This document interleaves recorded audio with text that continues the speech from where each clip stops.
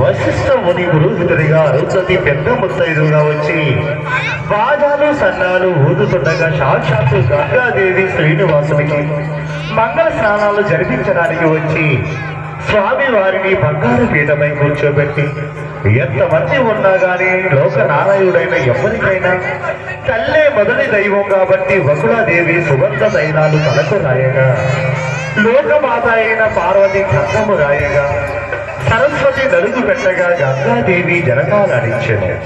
శివుడు వచ్చి హారాలు వేసి బాసికాన్ని కట్టి బ్రహ్మ కళ్యాణం తిలకం దిద్ది శ్రీనివాసుని పెళ్లి కుమారుని చేయగా వకుల మాత పెళ్లి వారికి వచ్చిన బంధు జనాలందరికీ కూడా అక్షింతలు వేసి స్వామి వారిని ఆస్వాదించి అంగళ హారతులు ఏ విధంగా పట్టారో ఇప్పుడు మన భజన మండలి వారు మీకు చక్కగా వివరిస్తారు.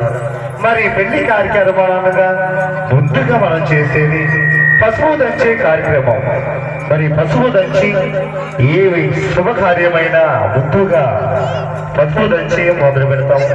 అటువంటి పసుపు దంచే కార్యక్రమం శ్రీనివాసుని కళ్యాణంలో ఈ రోజున కళ్యాణ వెంకటేశ్వర భజన మండలి వారు మరి ఇక్కడ ఇచ్చేసిన పేరెంటాళ్ళు మరి అలాగే దంపతులు కూడా ఈ పసుపు దంచే కార్యక్రమంలో పాల్గొనవచ్చండి.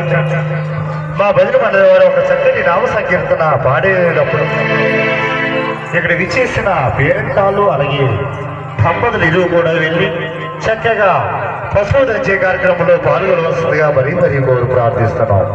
ఓం నమో వెంకటేశాయ. ఓం నమో వెంకటేశాయ.